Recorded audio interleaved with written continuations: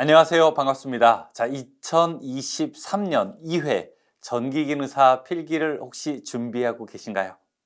아, 혹시 이번에 보시는 시험을 대비한 완벽한 정리가 필요하신가요? 그러면은 여러분 이 강의를 꼭 기억하십시오. 2023년 자, 2회 전기기능사 필기 시험을 준비하는 이제 마지막 최종 특강, 이제 이름하여 이 다산에듀에서는 초코파이 특강이라고 하게 되는데, 그 강의를 지금부터 시작하겠습니다. 전기 이론, 전기 기기, 전기 설비, 자, 세 개의 과목에서 바로 직전에 출제되었던 문제 중에서 아주 중요한 문제들만 이렇게 모아서 여러분께 보여드리려고 해요. 자, 일단 저는 전기 이론부터 시작하겠습니다. 이 전기 이론 문제의 개수는 46개 정도가 되게 되는데요. 일단 저와 함께 쭉 풀어보게 되면서 여러분 최종 준비하는 이 준비의 정도가 얼만큼 되었는지 확인하시고, 자, 아직 준비가 조금 덜 됐다고 생각하시는 분들은 이제부터 저와 함께 마무리 준비를 시작하시죠. 그럼 시작하겠습니다. 1번, 전자 한 개의 질량은 몇 킬로그램인가 물어보고 있습니다. 여러분, 이 문제는 이 두 가지 타입으로 물어보게 되는데요. 이 바로 전자에 대해서 물어보게 되는 거예요. 이 전자에 대해서는 첫 번째 질량에 대해서 물어보는 경우도 있고요. 그 다음에 두 번째는 몇 일렉트론 볼트냐라고 하는 단위로 물어보는 경우도 있게 됩니다. 자, 지금 문제는요, 바로 전자 한 개의 질량은 몇 킬로그램이냐라고 하면서 전자 한 개의 무게를 물어보는 거거든요. 자, 이때 기억하셔야 될 게 이제 9.109 곱하기 10의 마이너스 31제곱인데 이게 외우기가 되게 어려운 부분이 있어요. 자, 그래서 여러분, 전자는 굉장히 무거울까요? 굉장히 가벼울까요? 이 전자가 우리 눈에 보이지도 않잖아요. 그렇죠? 거기다가 한 개라고 하니까 아주 가볍다라고 해서 10의 마이너스 31제곱이다. 이것을 조금 우리가 중심으로 기억할 필요가 있을 것 같습니다. 10의 마이너스 31제곱이 나와 있는 거를 여러분 찾아보세요. 자, 답은 2번이 됩니다. 2번, 액체류가 파이프 등 내부에서 유동할 때 액체와 관벽 사이에 정전기가 발생하는 현상을 무엇이라고 하는가 물어보고 있습니다. 이 정전기라고 하는 것은 우리 일상에서도 굉장히 많이 일어나게 되는 거죠. 예를 들어 우리가 이렇게 스웨터 같은 것을 벗을 때도 정전기가 일어나게 되죠.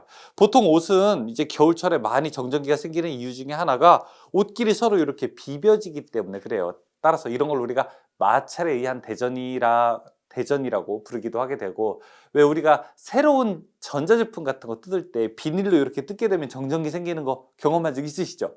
그런 거는 우리가 방리에 의한 대전이다라고 이야기를 하게 됩니다.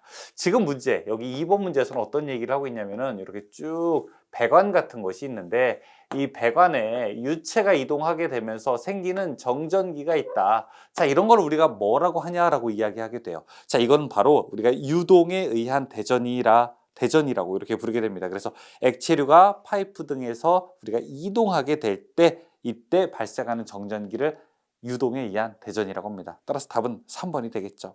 3번, 15매 저항 5개를 서로 연결할 때 합성 저항이 가장 작게 나오는 회로를 구성했다. 자, 이때 어떻게 되는가 물어보고 있습니다. 이 3번은 우리가 합성 저항에 대한 이야기인데, 저항을 가장 낮게 하려면 우리가 직렬로 해야 될까요? 병렬로 해야 될까요? 맞아요. 당연히 병렬로 놓아야 되겠죠. 이 직렬로 하게 되면 저항이 더 커지게 되니까요.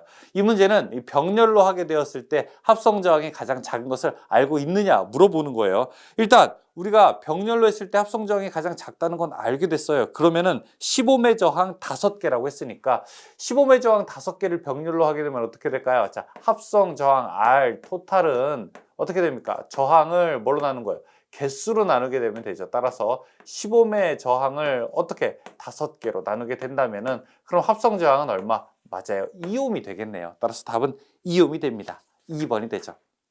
4번, 기전력, 이 내부 저항 R인 전지 N개를 직렬로 연결했을 때 여기다가 외부 저항 R까지 놓게 된다면 흐르는 전류가 어떻게 되느냐 이렇게 물어보고 있습니다. 이걸 제가 식으로 쓰기보다는 저는 그림으로 먼저 그린 다음에 식으로 한번 표현을 해볼게요.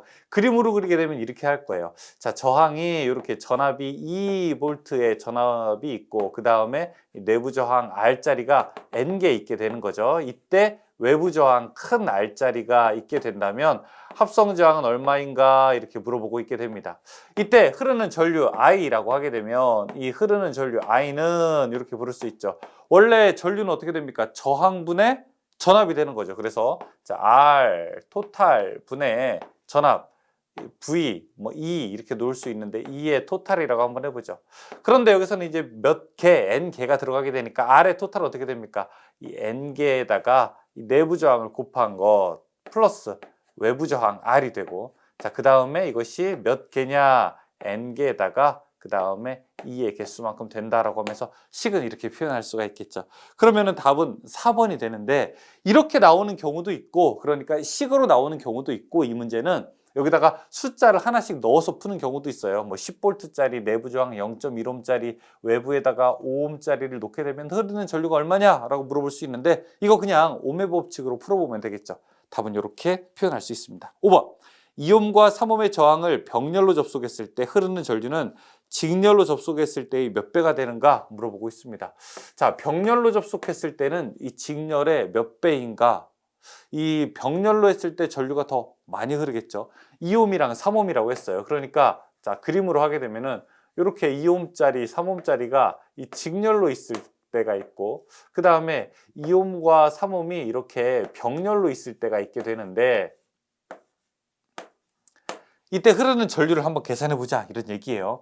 처음에 2ohm과 3ohm이 직렬로 있을 때 이때 합성 저항은 얼마입니까? R 토탈을 계산해 보게 되면은 전체 5ohm이 되고요. 자, 이때 R 토탈은요, 두 개 합분의 곱, 그러니까 2 플러스 3분의 2 곱하기 3이니까 5분의 6이니까 1.2ohm 되겠네요. 이 저항이 몇 배가 됩니까? 이게 1.2에다가 뭐 곱해야지 5ohm 정도가 될까요? 한 4.17배 정도 되나요? 그러니까 당연히 이 병렬로 연결했을 때가 이 직렬보다 얼마? 4.17배 정도 더 크게 되죠. 답은 4번이 됩니다. 6번. 어드미턴스의 실수 부분을 무엇이라고 하게 되는가 물어보고 있습니다. 실수 부분을 우리가 컨덕턴스라고 부르게 되고, 허수 부분을 우리가 서셉턴스라고 부르게 됩니다. 답은 2번이 되죠. 7번. 선의 일정량 이상의 전류가 흘러서 온도가 높아지면 이 절연물에 열화하여 절연성을 극도로 약화시킨다. 어쩌고 저쩌고 뭐 해서, 자, 마지막에 이제 물어보는 게 이 단어를 기억해야 되죠. 안전하게 흘릴 수 있는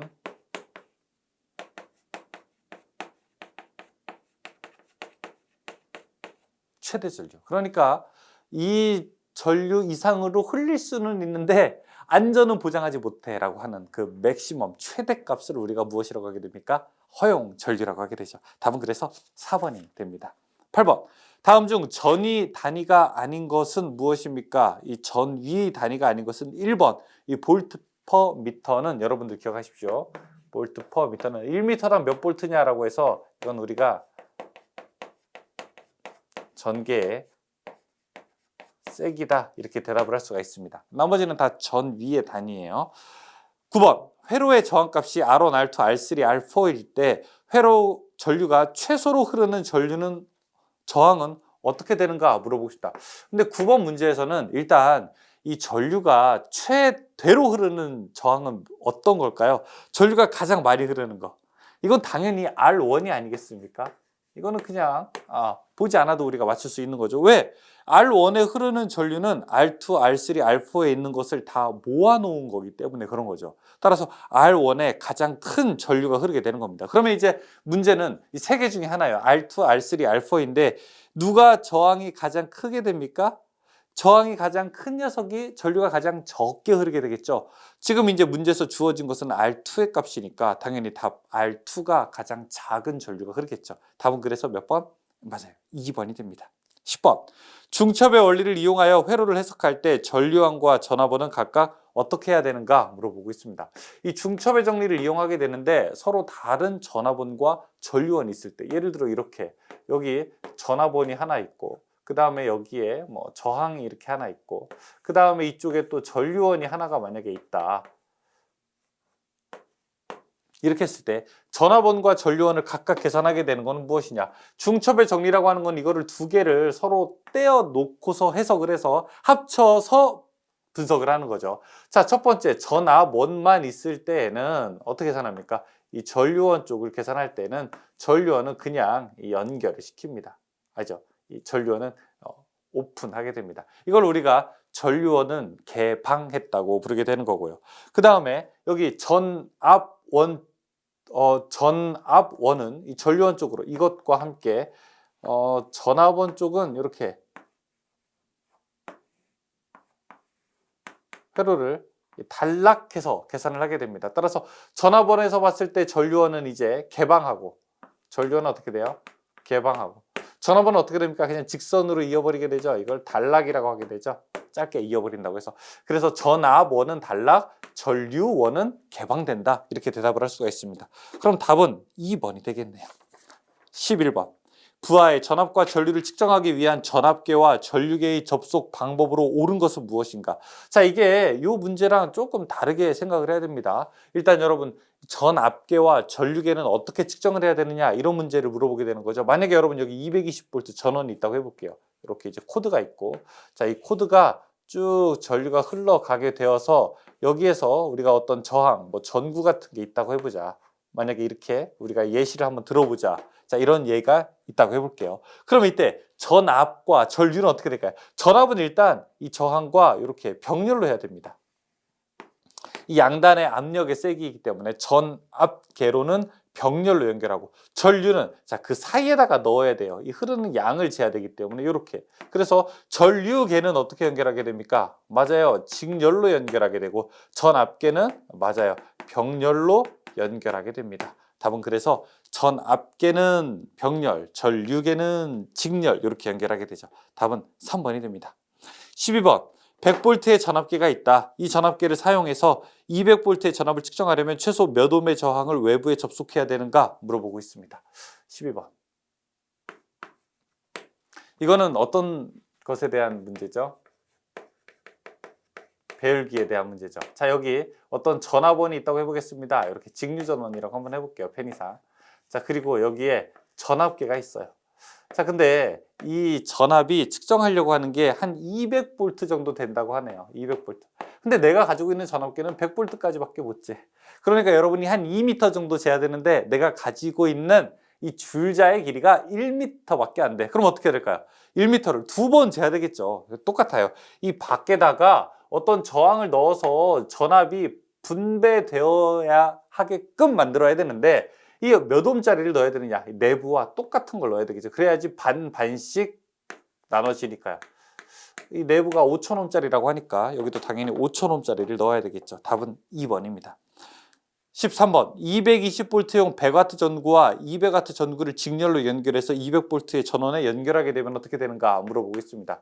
자, 여기 지금 220V 전원에다가 연결을 하게 되었는데, 여기다가 전구를 직렬로 연결했대요. 전구를 하나, 두 개. 어떻게? 어떤 것짜리? 100W짜리와 200W. 여기에 100W짜리 전구, 그 다음에 여기에 200W짜리 전구. 자, 근데 그냥 평소에는 누가 더 밝습니까? 어떤 전구가 더 밝아요? 당연히 200W가 더 밝은 거 아닙니까? 그런데 여러분, 직렬로 놓을 때는, 이거 조금 시간 되시는 분은 밑에 힌트에 해설에 식 나와 있게 되니까 한번 읽어보셔도 괜찮아요. 해설대로 읽게 되면은 이 먼저 각 전구의 저항을 구한 다음에 이 전구에 그 다음에 걸리는 전압을 계산하게 되면은 이 100W짜리가 빛이 약 44W 정도 나오게 되고, 자, 이게 한 22W 정도 밝게 되어서 결국에는 직렬로 놓게 될 때는 100W짜리 전구가 더 밝게 된다. 이렇게 여러분이 답을 하시면 됩니다. 근데 이거 실제로 시험장에서 막 계산을 하게 되면 너무 길어요. 그냥 이 큰 용량과 작은 용량의 작은 용량의 전력에 이 두 개의 전구를 직렬로 연결하게 되면 작은 게 오히려 더 밝아진다. 그렇게 대답하시면 됩니다. 답은 그래서 2번이 돼요. 14번. 전력 1kW, 효율 80%의 전열기를 이용해서 20도씨의 물 200리터를 70도까지 올리는데 필요한 시간이 어떻게 되는가 물어보는데, 마지막에 minute 돼 있죠. 여기다가 별표. 시간에다가 별표. hour가 아니라, 그러니까 시가 아니라 분으로 물어봤어요. 그쵸? 여기다가 밑줄. 자, 14번 문제는 이런 거죠. 우리가 물을 끓인다. 물을 끓여서 그 다음에 그러니까 전기 제품을 이용해서, 전기 가열을 이용해서, 전기 히터를 이용해서 물을 끓인다. 이때 나오는 공식은, 자, 이게 꼭 들어가야 됩니다. CM 세터는 860pt. 자, 여기가 비열, 그 다음에 질량, 그 다음에 온도 변화, 그 다음에 전력, 그 다음에 시간 이렇게 되는 거거든요. 지금 문제는 이 시간으로 물어보고 있어요. 이 t 값으로 물어보고 있는 거죠. 그러면은 t는 이렇게 되겠죠. t는 이 860p 분의 cm 세타. 자, 그러면은 860 곱하기 p, 이 전력이 얼마짜리라고 합니까? 1kW짜리라고 하죠. 단위가 이제 킬로기 때문에 1 분의, 근데 여기는 뭐가 들어가나요? 효율까지 들어가네요. 그렇죠? 효율이 들어가니까 여기는 효율 이렇게 집어넣어야 됩니다. 에타. 효율이 0.8이라고 했고요. 그 다음에 이제 cm 세타. 물의 비열은 1이니까 그냥 넣어도 안 넣어도 상관없어요. m 질량이 몇 리터라고 합니까? 200리터라고 했고요. 그러면은 200 곱하기 온도 변화. 온도 변화가 얼마라고 했냐면은 20도씨를 70도까지 올린다고 하죠. 그러면 50도씨만큼의 온도 변화가 있게 되죠. 자, 이렇게 나오게 되면은 이게 시간의 단위입니다. 지금 얼마 나오게 됐냐면은 14.53 아워 나왔잖아요. 그렇죠? 14시간 나오게 되는 건데 이거를 이제 분으로 환산하게 되면은 여기다가 곱하기 60을 하면 되겠죠. 60을 하게 되면 이제 우리가 871분 정도 나오게 됩니다. 답은 3번이죠. 15번, 전격 전압에서 1kW의 전력을 소비하는 저항의 전격에 80%의 전압을 가했을 때 전력은 몇 와트가 되겠는가 물어보고 있습니다. 자, 우리가 이 전압을 좀 바꾸게 된 거예요. 15번 문제. P는 저항이 이제 일정하게 되고, 자, 전압이 바뀌게 됐을 때 전압의 제곱에 이제 전력은 비례하게 되는데 전압을 얼마? 0.8배로 바꿨다고 하죠. 따라서 0.8에 이렇게 제곱되는 겁니다. 그러면 전체로 얼만큼? 64%가 되겠죠. 원래 성능의 63%가 된다는 겁니다.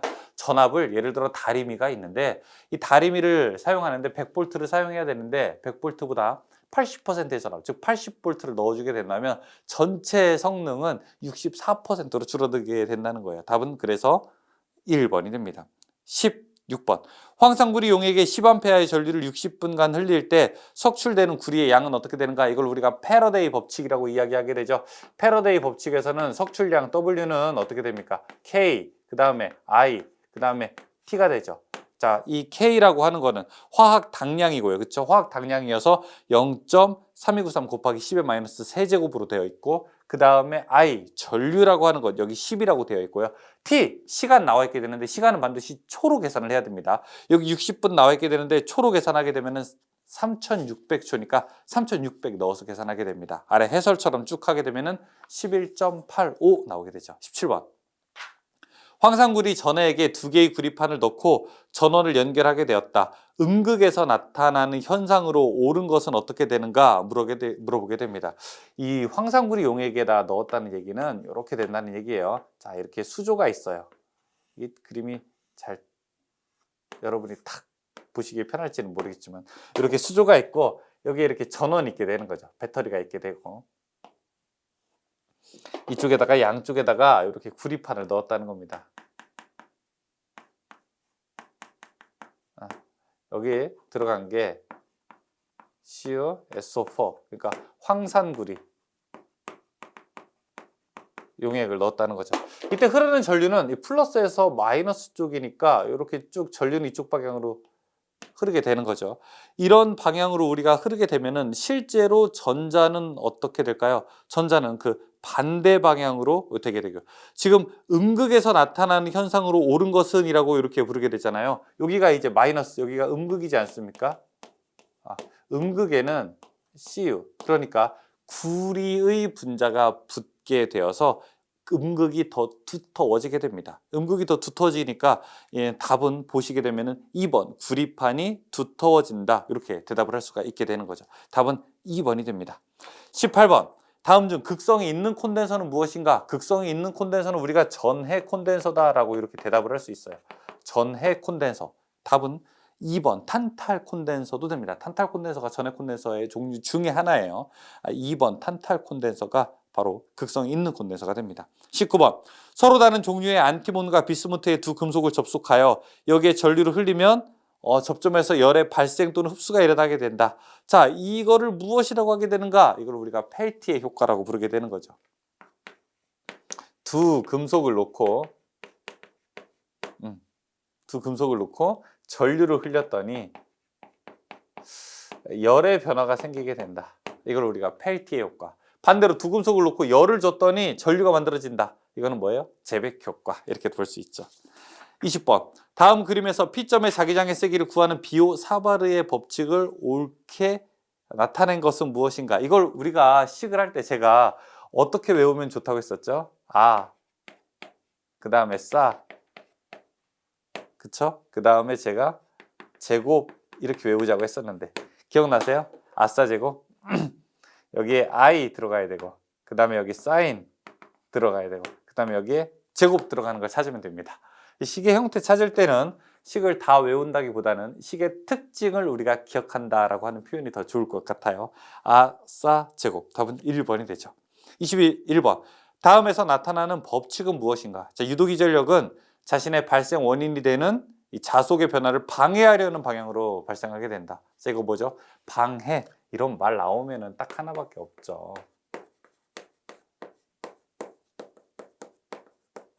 맞아요. 렌츠의 법칙이죠. 방해한다. 답은 2번이 됩니다. 22번. 정전 흡입력에 대한 설명 중에서 옳은 것은 무엇인가? 이 정전기의 흡입력에 대한 거를 물어보고 있는 거예요. 자, 정전 흡입력 F는 2분의 1의 엡실론 2의 제곱. 전압의 제곱에 비례하게 되죠. 따라서 정전 흡입력은 전압의 제곱에 비례한다. 이렇게 나오는 것이 정답이고요. 답은 그러면은 1번이 되겠네요. 23번. 반지름 A 미터인 도체구에 전하 Q 쿨롬을 주었을 때 구 중심 R 미터 떨어진 구 밖에 한 점의 전속 밀도는 어떻게 되는가 물어보고 있습니다. 여러분 보세요. 전속 밀도라고 하죠.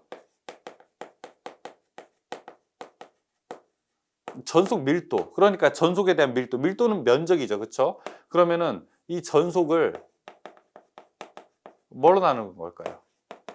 면적으로 나눈 거겠죠. 전속이 D고 이게 9라고 했으니까 4파이 R의 제곱 이렇게 들어갈 수 있겠네요. 그러면 4파이 R의 제곱으로 나타낼 수 있는 거는 그러면 2번밖에 없겠네요. 2번. 답은 2번이죠. 전속 밀도. 전속이니까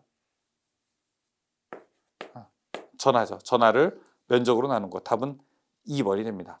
24번. C 쿨롬의 콘덴서에 W 줄의 에너지를 축적하기 위해서 필요한 충전 전압은 어떻게 되는가? 콘덴서에 축적되는 거. W는 2분의 1에 콘덴서에 축적되는 에너지 C, V의 제곱인데 지금 문제는 요 V 값을 물어보는 거잖아요. 그러면은 V는 어떻게 될까? V 제곱은 먼저 이거부터 풀어볼까요? V 제곱은 C분의 2 W 이렇게 되겠죠. 이 제곱 없애게 되면은 루트 C분의 2W 나와 있는 거. 답은 4번. 25번. 양전하 15 곱하기 10의 마이너스 6제곱 쿨롬과 음전하 10 곱하기 10의 마이너스 6제곱 쿨롬이 자유 공간에 1m 거리 있을 때 이 사이에 작용하는 힘은 어떻게 되는가? 이거 그냥 우리가 쿨롬의 법칙으로 계산할 수 있겠죠. 쿨롬의 법칙 F는 거리 R 제곱분의 Q1 곱하기 Q2. 그러면 지금 거리가 1m라고 했고, 자, 그 다음에 Q1, Q2는 15 곱하기 10의 마이너스 6제곱, 그 다음에 Q2는 10 곱하기 10의 마이너스 6제곱 곱하기 이제 공기 중이라고 했으니까 9 곱하기 10의 9제곱이라고 계산하게 되면 답을 구할 수 있습니다. 답은 1번 1.35가 나오게 되는데 이게 그러면 서로 당길 것이냐 아니면 서로 밀어낼 것이냐 이런 말을 물어보고 있어요. 근데 이 문제에서는 하나는 양전하라고 했고요. 하나는 음전하라고 했어요. 서로 부호가 다르게 되죠. 그럼 어떤 힘이 작용하게 되죠? 그러면은 맞아요. 이렇게 흡인력이 작용하게 되겠죠. 답은 1번이 됩니다. 흡인력이 작용한다. 26번. 공실 솔레노이드의 내부 자개의 세기가 800A 턴/m일 때 자속 밀도는 약 얼만큼이 되는가 물어보고 있습니다. 자, 자속 밀도 B는 뮤 H 투자율에다가 자기장의 세기를 곱하게 되는 거죠. 이 투자율의 세기는 이 진공의 투자율에다가 비투자율을 곱하게 되는 거고 여기다가 자기장의 세기 H를 곱할 수가 있습니다. 이 진공의 투자율은 얼마가 될까요? 4파이 곱하기 10의 마이너스 7제곱이 되고 자, 비투자율은 봐야 될 것 같아요. 비투자율은 얼마입니까? 비투자율은 여기서는 안 알려줬네요. 없네요. 그러니까 그냥 1로 계산하면 되겠고, 자, 자기장의 세기는 800 계산할 수 있습니다. 자, 이렇게 계산하면 되겠네요. 답은 1번 나오게 되겠네요. 27번. 다음 그림과 같이 평행한 두 도체에 같은 방향의 전류가 흘렀을 때 두 도체 사이에 작용하는 힘은 어떻게 되는가? 아니, 같은 방향으로 전류가 흐르게 되면 두 개는 서로 어떻게 됩니까? 잡아당기게 되는 거죠. 잡아당기게 되니까 흡인력이 작용하게 되는 거죠. 답은 3번입니다. 28번. 일정 전압을 가하고 있는 평행판 전극의 극판 간격을 3분의 1로 줄이면 전장의 세기는 어떻게 되는가? 여기 극판이 하나, 둘 이렇게 있다면은 이 극판 간격을 줄이게 되면은 극판 사이에 걸리는 힘은 어떻게 되는가 물어보고 있어요. 극판 사이에 걸리는 전기의 세기 E는 거리 분의 V 이렇게 될 테니까 이게 3분의 1로 줄게 되면은 여기는 어떻게 됩니까? 3배가 되겠죠. 답은 3배가 된다. 29번. 정전 용량이 같은 콘덴서 10개가 있다. 이것을 직렬 접속할 때랑 병렬 접속할 때는 어떻게 되는가 물어보겠죠. 예를 들어 우리가 그냥 하나를 어떤 식을 하나 넣어보죠. 만약에 10페럿짜리가 10개 있다고 한번 해보죠. 10페럿짜리가 10개. 10페럿짜리가 10개 있다면 이거를 직렬로 연결했을 때의 정전 용량은 어떻게 될까요? 그러면은 10 나누기 10 하니까 1페럿이 될 테고, 자, 이거를 병렬로 놓게 되면 어떻게 될까요? 병렬로 놓게 되면은 10페럿짜리가 10개 있으니까 이거는 100페럿짜리죠. 그렇죠? 누구나 안다고요. 서로 100의 관계인 거, 100배의 관계인 거. 근데 여기서 이제 잘 봐야 되겠죠.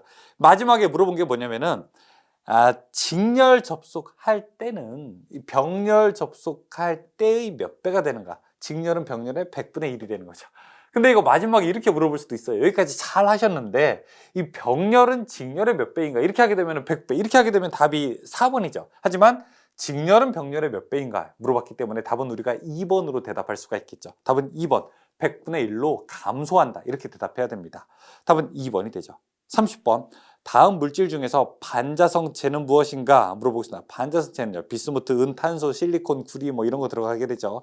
답은 1번. 구리가 됩니다. 구리는 반자성체다. 기억 한번 해볼까요? 구리는 반자성체다. 31번. 다음 중 자기저항의 단위에 해당하는 것은 무엇입니까? 자, 저랑 같이 공부하신 분들은 아시죠? 뭐 우리가 자기는 우비를 입으면 아트야 라고 이렇게 이야기하죠. 자기는 우비를 입으면 아트야. 답은 4번이 됩니다. 32번. 다음 중 플레밍의 오른손 법칙에 의해서 동작하는 것은 무엇인가? 오른손, 우, 발, 좌, 전. 오른손으로 동작하는 게 발전기죠. 오른손으로 동작하는 게 발전기. 플레밍의 오른손 법칙 하게 되면 발전기 얘기 나오게 되니까 답은 3번이 되겠죠. 33번. 자체 인덕턴스 2헨리 코일에서 0.1초 동안에 10A, 1A의 전류가 변화했다. 자, 코일에 유도되는 기전력은 어떻게 되는가 물어보겠습니다. 자, 33번. 코일에 유도되는 기전력 E는 자, 우리가 인덕턴스 L, 그 다음에 dt, 시간분의 이 전류의 변화 I 이렇게 대답할 수가 있어요. 자, 그러면은 L, 인덕턴스가 얼마예요? 2헨리라고 부르게 되고요. 자, 그 다음에 이 시간은 0.1초 동안에 이 전류의 변화는 1A만큼 변화하게 됐죠. 그러면은 0.1분의 2, 이거는 이제 20V 되겠네요. 답은 2번이 되겠죠. 34번. 10의 마이너스 5제곱 웨버와 1.2 곱하기 10의 마이너스 5제곱 웨버의 점자극을 공기 중에서 2cm 거리에 놓았을 때 극간에 작용하는 힘은 어떻게 되는가? 아까 저기에서 쿨롱의 법칙은 두 전하 사이에 작용하는 힘의 크기를 물었는데 지금은 두 전하가 아니라 두 자하 사이에 작용하는 힘을 물어보고 있습니다. 34번 문제. 힘 F는 어떻게 되나요? 4파이 뮤 분의 1 곱하기 R 제곱분의 M1, M2 이렇게 놓을 수 있죠. 자, 그럼 여기에 4파이 뮤제로 분의 1을 공기 중일 때는 이게 4파이 곱하기 10의 마이너스 7제곱이니까 이렇게 위로 계산하게 되면은 6.33 곱하기 10의 4제곱 그리고 R 제곱분의 M1, M2 이렇게 놓을 수 있죠. 이거는 그냥 각각 숫자 집어넣게 되면 되죠. 여러분들 이 정도는 할 수 있죠? 그렇죠? 할 수 있으셔야죠. 자, 밑에 잘 안 되시는 분들은 해설 보고 계산해 보게 되면 여러분들 공학용 계산기로 한번 직접 계산해 보셔야 돼요. 그러면 답은 1번 나올 겁니다. 35번. 자체 인덕턴스 0.1헨리의 코일에 5A의 전류가 흐르고 있다. 축적되는 전자 에너지는 얼마큼인가? 물어보겠습니다. 아까 커패시터에 축적되는 에너지는 2분의 1 CV 제곱이라고 했는데 코일에 축적되는 에너지는 2분의 1의 Li 제곱이죠. Li의 제곱. 2분의 1 Li 제곱인데 L 값이 0.1이라고 했고요. 전류가 5라고 했어요. 그러니까 0.1 곱하기 25 나누기 2 하게 되면은요. 1.25 되겠네요. 답은 3번이 되죠. 36번.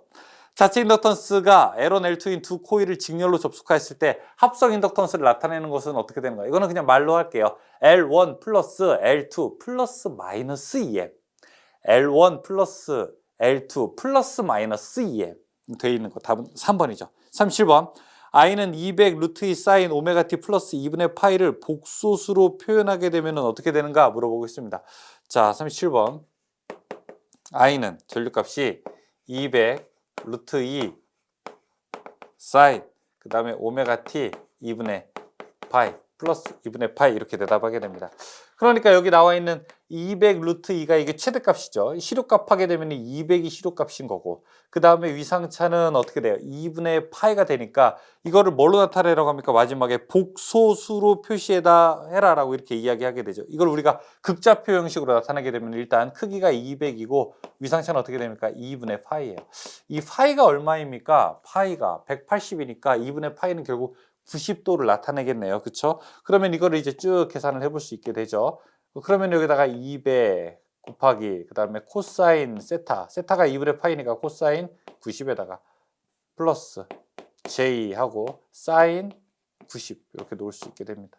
이거 그냥 이제 계산기로 쭉쭉 두들겨 보면 나오게 돼요. 그러면은 여기 J 200이 나오게 될 겁니다. 왜냐하면 사인 90이 얼마예요? 1이잖아요. 그쵸? 코사인 90은요 0이 되는 거고 그렇죠? 사인 90이 1이니까 1을 해서 요거 하나만 남게 되는 거죠. 답은 그러면은 2번이 되겠네요. 38번. 어떤 회로에 50V의 전압을 가하니 8 플러스 J6 암페어의 전류가 흘렀다면 이 회로의 임피던스는 어떻게 되나요? 근데 만약에 임피던스가 그냥 절대값으로만 주어졌다면 여기 흐르는 전류는 8 플러스 J6 그러니까 10A란 말이에요. 그러니까 R분의 임피던스분의 10분의 50 하게 되면 5A가 나오게 되는데 이거는 우리가 마지막에 복소수 형태로 계산을 하게 된다라고 대답을 해야 돼요. 그렇죠? 그러면은 I는 임피던스가 8 플러스 J6 전압 50. 자, 요거 계산기로 계산하시면 됩니다. 공학용 계산기로 계산하시면 딱 복소수 형태로 대답할 수 있겠죠. 답은 4번이 되죠. 39번. 용량 리액턴스가 주파수 1kHz일 때 50ohm이라면 50Hz일 때는 몇 ohm인가 물어보고 있습니다. 자, 이건 일단 우리가 용량 리액턴스를 계산을 해야 되는데 39번. 용량 XC, 용량 리액턴스는 어떻게 되죠? 2파이 FC분의 1 이렇게 계산을 하게 되죠. 자, 이때 1kHz일 때의 C값을 여기서 계산하면 됩니다. 이 C값. XC가 1kHz일 때 50ohm이라고 했어요. 그러니까 이거 50인 거죠. 그러면 C는 어떻게 됩니까? C는 여기 2파이 F 곱하기 XC분의 1 하게 되니까 이렇게 C값 계산하게 되면은 이게 3.18 곱하기 10의 마이너스 6제곱 나오거든요. 그럼 이때 이제 주파수 50 넣게 되면 얼마냐? 그러면은 2파이 F 50 넣고 C값 여기다가 집어넣게 되고 분의 1 하게 되면은 용량 리액턴스 구할 수 있겠죠. 그렇죠? 그러니까 한 번은 이 커패시터의 정전 용량이 얼마냐라고 하는 걸 먼저 구한 다음에 그 다음에 50Hz를 그러면 다른 주파수를 줬을 때 얼마냐 계산을 하게 되면은 구할 수 있습니다. 답은 3번입니다. 1000 나오게 되네요. 40번. 어느 회로의 피상전력이 60이고 무효전력이 36kB일 때 유효전력은 어떻게 되는가 물어보고 있습니다. 40번. 우리가 이 피상전력이라고 하는 거는 어떻게 계산하게 됩니까? 이거는 루트 유효전력의 제곱 플러스 무효전력의 제곱 이렇게 구할 수 있게 되는 거죠. 지금 유효전력 물어보고 있으니까 피상전력이 60이라고 했고 여기가 60이라고 했고 다음에 무효전력이 36이라고 했으니까 자 여기 이제 유효전력만 구하면 되겠죠. 그냥 1, 2, 3, 4 하나씩 집어 넣어보세요. 그러면 답이 딱 나올 겁니다. 2번 48이 나오겠죠. 41번. 최대값이 200V인 사인파 교류의 평균값은 얼마냐? 최대값에다가 얼마를 곱해야지 평균이 됩니까? 0.637 곱해야지 평균이 되죠. 최대값에다가 얼마 곱해야 시료값 됩니까? 0.707 곱해야 되겠죠. 따라서 답은 3번. 127이 됩니다. 200 곱하기 0.637 하면 돼요. 그러면은 127V 나올 거예요. 42번. 어떤 사무실에 30W, 220V, 60Hz 형광등이 있다. 형광등 전원의 평균값은 얼마큼인가 물어보고 있습니다. 형광등 전원의 평균값이요? 이게 전력 물어보는 게 아니라 평균값이요. 자, 이게 지금 여기서 보게 되면 그럼 220V는 무슨 값입니까, 이게?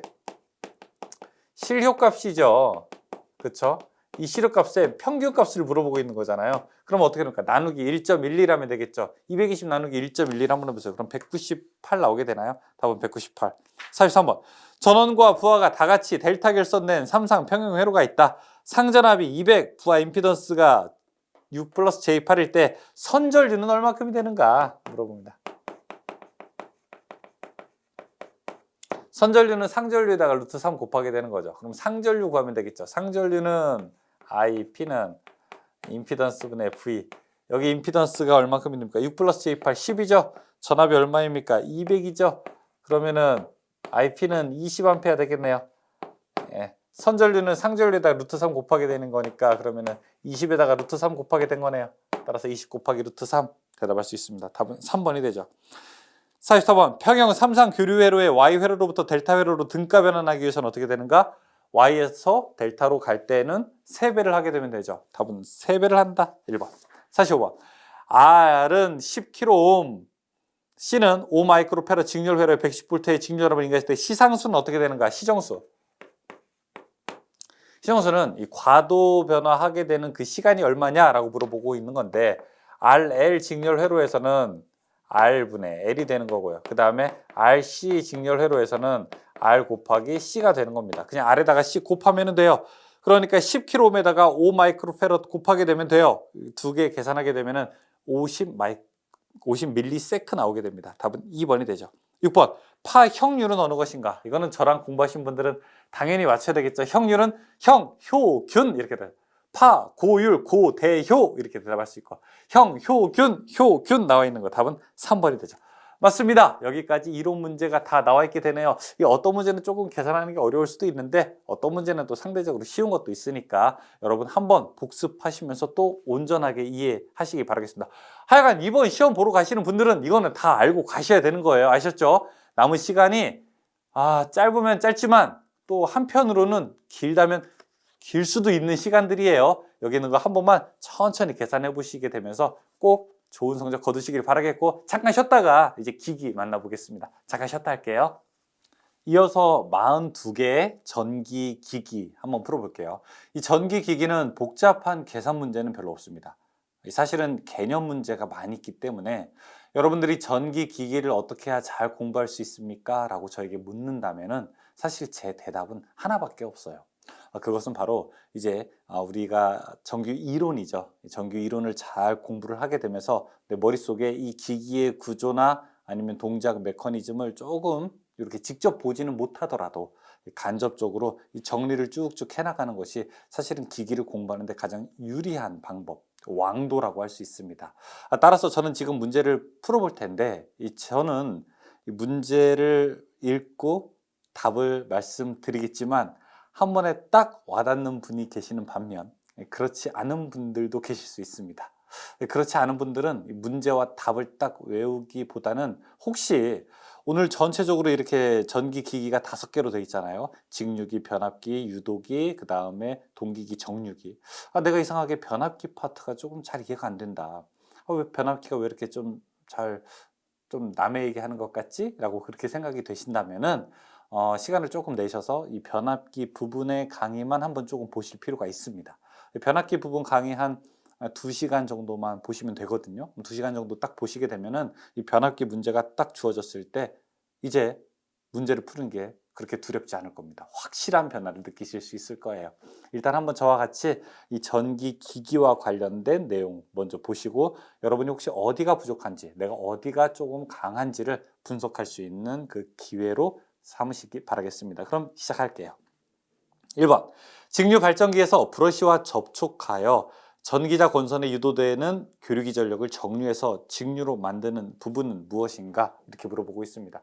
이 보통 우리가 자자로 끝나는 것이 직류기의 3대 구성 요소가 되는데 그 중에 하나가 이제 계자, 그 중에 하나가 전기자, 그리고 여기서 물어보는 게 바로 정류자죠.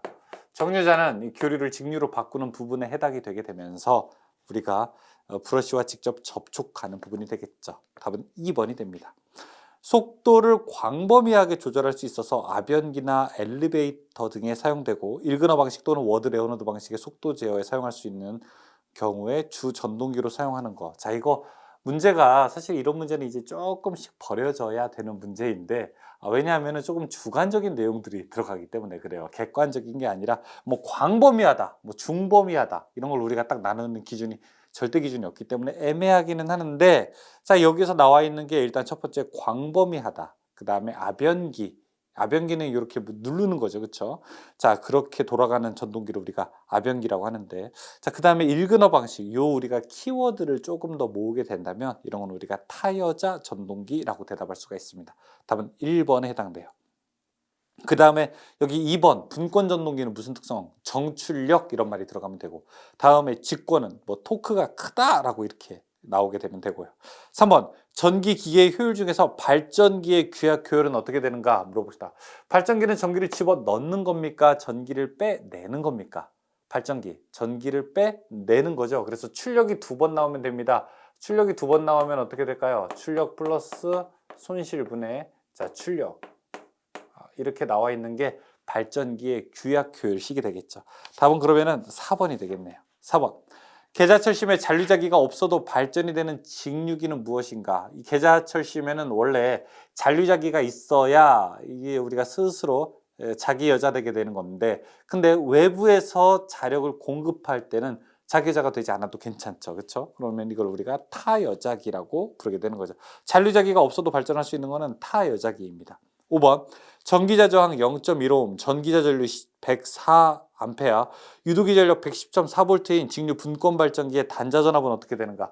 자, 직류 분권 발전기예요. 분권 발전기라고 하는 거는 이렇게 계자와 전기자가 병렬로 있게 된다는 거죠. 여기에 이제 계자가 있고 그 다음에 이쪽에 전기자가 위치하게 되는 거죠. 근데 여기 전기를 만드는 부분에서 총 만든 전압이 이 색깔로 할게요. 110.4V라고 해보겠습니다.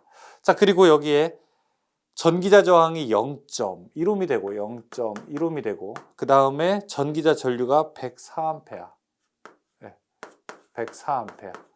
그럼 여기에 단자 전압 이 V는 얼마큼이냐 물어보고 있는 거예요. 여기 만든 기전력이 이고요. 그렇죠?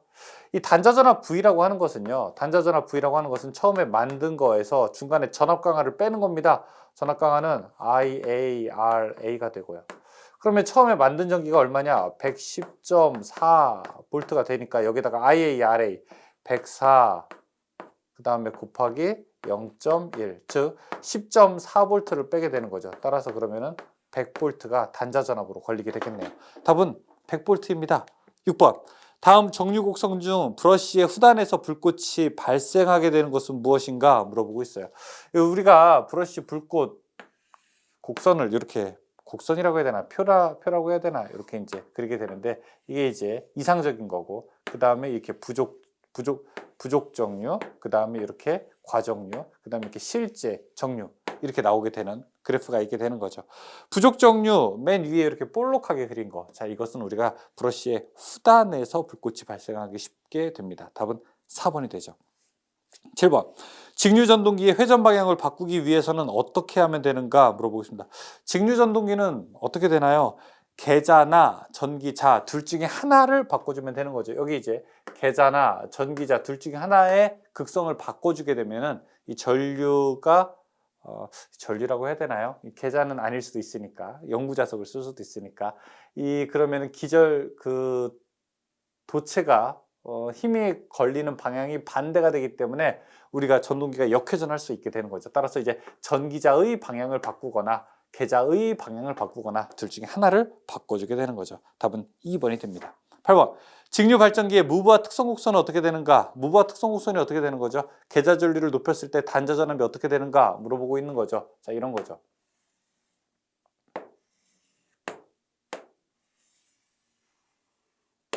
이 계좌 전류를 높였을 때 단자 전압이 어떻게 되는가? 어느 상태까지 가게 되면 포화되겠죠. 계좌 전류와 단자 전압과의 관계, 계단 이렇게 외울 수 있겠죠. 답은 3번이죠. 9번. 직류 분권 발전기가 있다. 전기자 총 도체수 440, 매극 자속수 0.01회버, 극수 6, 회전수 1500rpm일 때 유기기 전력은 얼마큼이 되는가? 물어보겠습니다. 유기기 전력 E는 P, 자, 파이, 60, A분의 N 이렇게 놓을 수 있겠죠. 자, 여기 P, 극수가 얼마큼 됩니까? 극수가 6극이 되고요. 그쵸? Z, 총 도체수가 440이 되고 그 다음에 자속수가 0.01 곱하기 60의 A. A는 병렬 회로수인데 지금 여기는 중권이라고 했으니까 중권은 극수랑 똑같죠. 따라서 6 이렇게 놓을 수 있고 그 다음에 N, 회전수가 1500이죠.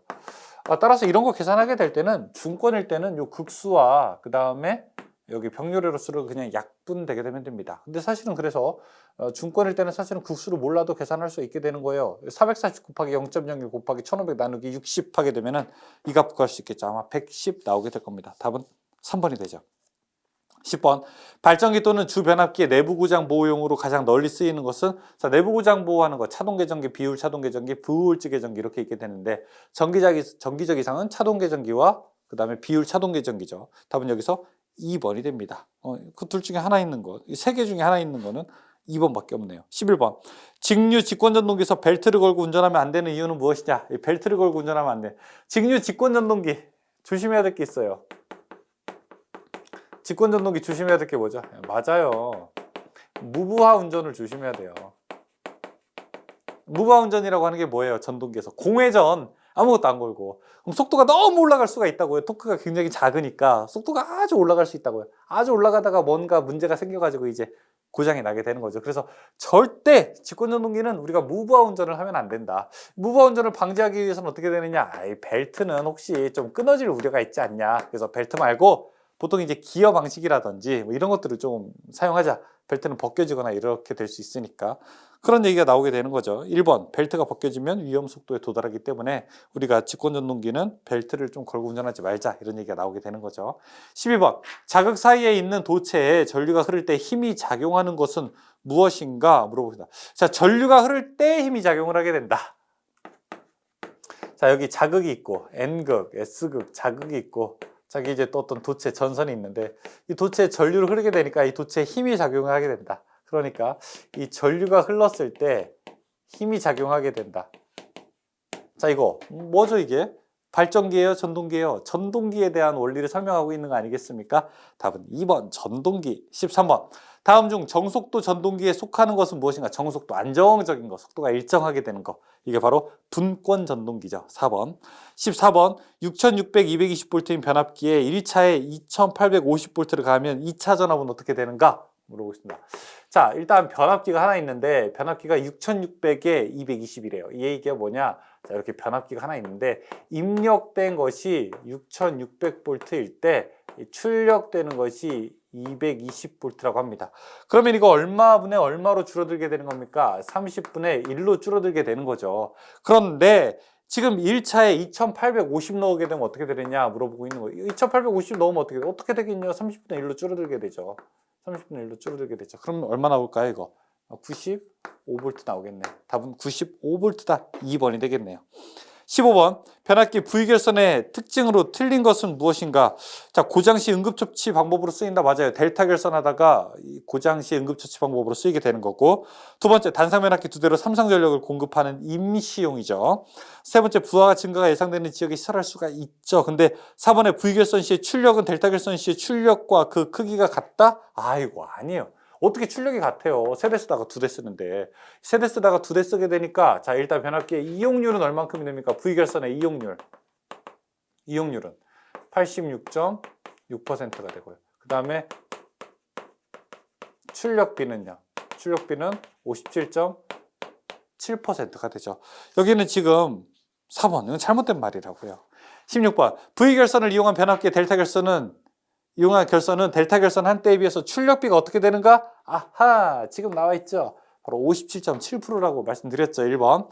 17번 변압기에서 퍼센트 저항 강화가 3%, 리액턴스 강화가 4%일 때 역률 0.8에서의 전압 변동률은 어떻게 되는가 물어봅시다. 전압 변동률은 이렇게 되죠. 코사인 세타 플러스 그 다음에 사인 하나를 빼먹었죠 제가. P 코사인 세타 플러스 Q 사인 세타. 자, P가 퍼센트 저항 강하고요. 이게 퍼센트 저항 강화가 지금 3%라고 했고요. 역률은 0.8 플러스 Q 퍼센트 리액턴스 강화는 4%고 이거는 0.6 계산할 수 있죠. 832 2.4 642 2.4 4.8%. 답은 4.8%. 3번이죠. 18번 변압기의 손실에 해당되지 않는 것은 무엇인가? 4번의 기계손. 이건 변압기와 관련이 없습니다. 변압기는 정직이죠. 막 움직이는 회전기가 아니란 말이에요. 그렇죠? 기계손은 여기서 쓰지 않습니다. 근데 회전하는 기계, 예를 들어 발전기나 전동기 이런 것들은 바람을 가르면서 회전하기 때문에 바람에서 생기는 손실, 풍손이라고 하는 것도 있고요. 베어링의 마찰로 생기는 손실, 마찰손 같은 것도 있단 말이에요. 근데 변압기는 기계손이랑은 상관없습니다. 19번 변압기에 사용하는 절연유의 성질이 아닌 것은 무엇인가? 이 절연유의 성질은 뭐이어야 할까요? 절연 내력 크고요. 그렇죠? 점도 끈적이는 거는 낮아야 되고 인화점, 불이 붙는 온도는 높아야 되고 응고점은 낮아야 되는 거고, 그쵸? 뭐 이런 것들이 있죠. 비열은 커야 되고. 근데 3번에 점도가 커야 된다 이거 아니죠. 점도는 끈적이는 정도예요. 점도는 낮아야 되는 겁니다. 20번 답은 그래서 3번이에요. 20번 변압기 위에 열화 방지와 관계가 가장 먼 것은 무엇인가? 이 변압기에서 변압기가 예를 들어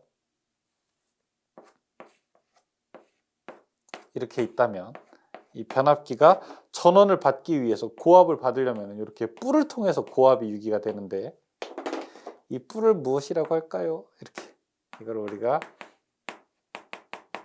부싱이라고 하게 되죠. 부싱 이거는 변압기의 열화 방지라기보다는 이건 변압기의 뭐죠? 절연과 관계가 있게 되는 거죠. 변압기 열화 방지는 콘서베이터라든지 아니면 브리더, 그렇죠? 실리카 겔 뭐 이런 거, 불활성 질소 이런 게 상관이 있는 거죠.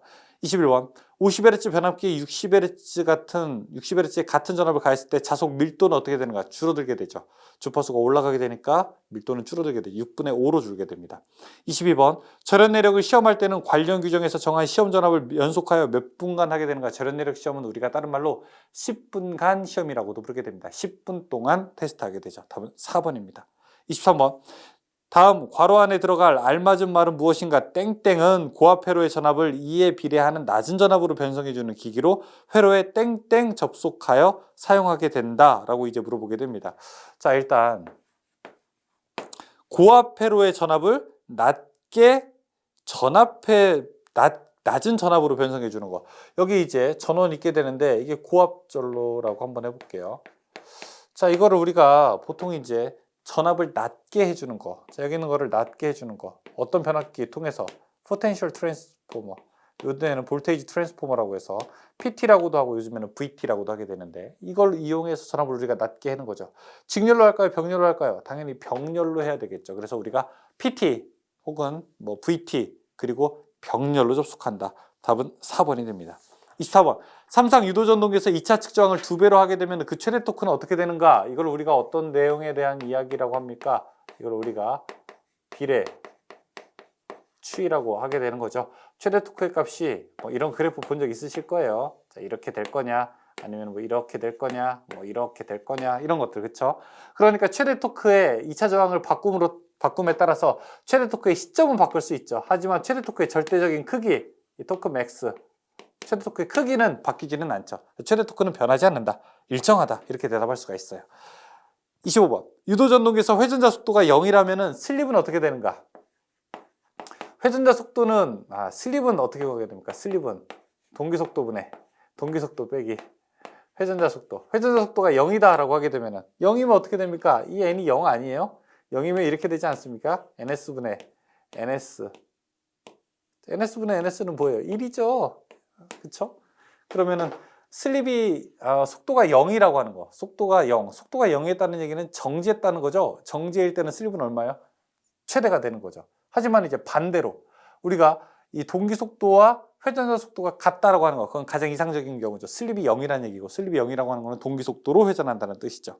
25번은 속도가 빵이니까 슬립은 1. 26번 교리 전동기를 기동할 때 그림과 같은 기동 특성을 가지는 전동기는 어떻게 되는가? 이건 우리가 권선형 유도 전동기죠. 이런 비례추의 특성을 나타내는 것이 어떤 유도 전동기예요? 이게 권선형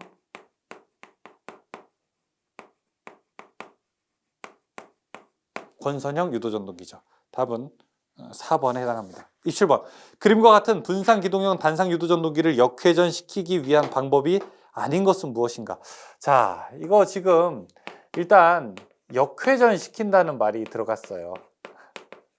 역회전시키는데 단상 유도 전동기예요. 유도 전동기에서 역회전시키는 방법은 둘 중에 하나입니다. 자, 이거는 주권선, 그리고 또 하나는 보조권선. 둘 중에 하나의 극성을 바꾸면 됩니다.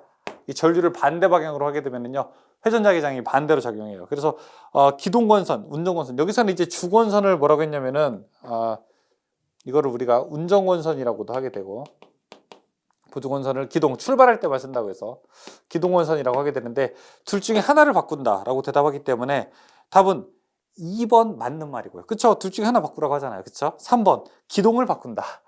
4번 운전을 바꾼다. 다 말이 된다고요. 그쵸? 근데 1번 원심력 스위치를 개로 또는 패로 한다. 이거는 상관없죠. 그쵸? 그러니까 27번의 답은 1번이 되는 겁니다. 방법이 아닌 것은. 28번 다음 중 유도전동기에서 비례추이할 수 있는 것은 무엇인가? 비례추이할 수 있는 거 4번의 역률, 이거는 비례추이할 수 있게 됩니다. 토인력, 이게 비례추이할 수 있죠. 29번 동기발전기의 전기자 권선법 중에서 분포권의 특징이 아닌 것은 무엇인가? 이제 권선법이 여러 개가 있게 되는데 권선법의 종류는 이렇게 나눌 수 있게 돼요. 첫 번째 집중권 대 분포권이 있고요. 그 다음에 전절권 대 단절권. 근데 보통 이제 보시게 되면은 이 집중권이라든지 전절권이 기전력의 크기는 더 유리해요. 기전력의 크기는 더 큽니다. 그런데 불구하고 분포권이나 단절권을 쓰는 이유는 이것들이 가지고 있는 장점이 있어서 그러는데, 이게 바로 뭐죠? 고주파를 제거하죠. 고주파를 제거하게 되면 파형이 더 좋아진다는 얘기죠. 그렇죠? 그러니까 분포권의 특징이 아닌 것은 집중권보다 2번의 기전력이 크다? 이거는 잘못된 얘기죠. 그렇죠? 기전력은 오히려 더 작게 돼요. 30번 다음 중 동기기의 안정도 향상 대책이 아닌 것은 무엇인가? 1번 동기 임피던스를 크게 한다? 아니, 임피던스는 커서 좋을 게 하나도 없어요. 임피던스는 작아야 좋은 겁니다. 그러니까 1번 임피던스는 작아야 된다. 31번 동기발전기의 돌발 단락전류를 주로 제한하는 것은 무엇인가? 돌발 단락전류는 XL, 누설 리액턴스라고 하게 됩니다. 이 XL을 누설 리액턴스라고 하겠는데, 그 다음에 이제 돌발, 순간적인 거는 누설 리액턴스가 제어하게 되고요. 그 다음에 영구 단락전류, 계속 지속되는 것은 우리가 여기 플러스 XA, 전기자 반작용 리액턴스라고 해서 그것이 들어가게 됩니다. 답은 1번입니다. 돌발 단락 누설 리액턴스. 이거 되게 자주 나오는 문제죠. 그렇죠? 32번 동기 임피던스 5옴인 두 대의 삼상 동기발전기 유도기 전력에 100V의 전압 차이가 있다면 무효 순환 전류는 어떻게 되는가? 이거는 이제 그림으로 한번 그려볼까요? 자, 32번 그림으로 한번 그릴게요. 발전기가 있는데 임피던스가 5옴이라고 해요. 여기 이제 발전기가 이렇게 있는데 5옴짜리 있고, 자, 이때 100V의 둘 사이에는 100V의 전압 차이가 있대요. 이때 흐른 전류는 얼마인가? 물어보는 거죠. ohm의 법칙만 알면 이 문제 풀 수 있죠. 임피던스 분의 V, 임피던스가 얼마야? 5 더하기 5는 10이니까 10분의 전압이 얼마야? 100이죠. 그럼 이거 얼마? 10A. 답은 1번. 33번 동기발전기의 병렬운전 조건이 아닌 것은 병렬운전, 발전기를 병렬운전하려면 어떻게 됩니까? 이 교류이기 때문에 동기발전기는 전압도 같아야 되고 위상도 같아야 되고 상의 순서, 상순도 같아야 되고 주포수도 같아야 되고 파형도 같아야 되는 거죠. 같아야 될 게 되게 많아요. 그렇죠? 자, 근데 2번 동기발전기의 용량은 틀려도 상관없어요. 이게 500kg면 이게 1000kg 상관없어요. 전류가 달라도 상관없어요. 그냥 전압만 같으면은 가장 큰 것은 지나게 되는 겁니다. 용량 같아야 된다. 전류 같아야 된다. 이런 말은 상관없습니다. 답은 2번이 되죠. 34번. 동기기 손실 중에서 무부하 손이 아닌 것은 무엇인가? 자, 일단 우리가 손실은 두 가지가 있어요. 여기 손실 한번 이렇게 써볼게요. 손실은 부하손. 또 하나는 무부하손. 부하손은 뭡니까? 부하의 크기에 따라서 바뀌는 손실. 부하의 크기에 따라서 바뀌는 손실의 대표적인 거는 무엇이죠? 동손이에요. 동손은 왜요? I제곱 R이잖아요. 그렇죠? 전력은. 그러니까 전류의 크기에 따라서 손실이 결정되고, 무부하손은요, 대표적으로 철손이죠. 철손은 부하가 많든 적든 그냥 일정하게 기본값으로 깔고 가는 거. 그러니까 여러분들이 핸드폰 요금이라고 하게 되면 휴대폰의 기본 요금은 무부하손이고, 그 다음에 사용량만큼 내는 거는 일종의 부하손이 되는 거죠. 그렇죠? 근데 지금 여기서 무부하손이 아닌 것은 무엇인가? 풍손, 와류손, 배어림, 마찰손 이런 거는 다 저기 무부하손에 들어간단 말이에요. 부하가 크든 작든 어쨌든 내야 되는 거니까 기본 요금이니까. 3번에 이 전기자 동손 이거는 그쵸 부하손이죠. 35번 동기발전기에서 전기자 전류가 기전력보다 90도만큼 위상이 앞설 때의 전기자 반작용은 어떻게 되는가? 이 그림 하나 딱 그리면은 이 전기자 반작용에 있는 모든 문제들은 다 풀 수가 있게 되죠. 어떻게? 자, 십자를 일단 그리게 됩니다. 그 다음에 양쪽에 V, 그 다음에 V, 세로는 I, 왼쪽에 두 개는 발전기, 오른쪽에 두 개는 천동기. 이 판 위에다가는 뭐 올리게 되죠? 여기는 감자, 여기는 증자. 자, 그러면 지금 문제는 이제 하나씩 풀어보자. 자, 발전기니까 여기 해당돼서 발전기에서 전기자 전류가 기전력보다 90도 앞설 때, 여기는 이제 이렇게 가니까 전압이 앞선 거고, 이렇게 하면 전류가 앞선 거죠. 전류가 앞설 때 무슨 작용이 일어나게 되는가? 증자작용이 일어나게 된다. 답은 4번이죠. 36번. 삼상 전파정류 회로의 출력 전압에서 평균값은 어떻게 되는가? 삼상 전파정류 회로의 출력값은 얼마큼이 되는가? 물어보고 있죠. 자, 36번에 자, 여기 반파가 있고, 여기 전파가 있고, 자, 여기 단상이 있고, 자, 여기 이제 삼상이 있게 된다면,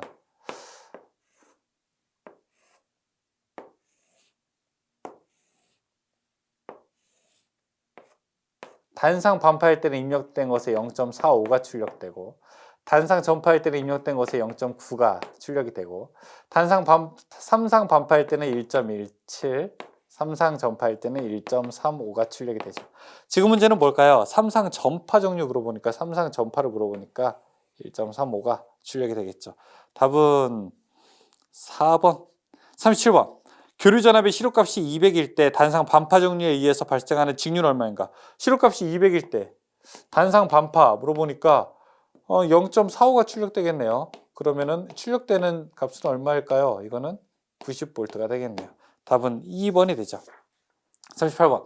SCR은 반도체 구조가 어떻게 되어 있는가? PNPN 접합, 사중 접합 구조로 되어 있습니다. 답은 4번이죠.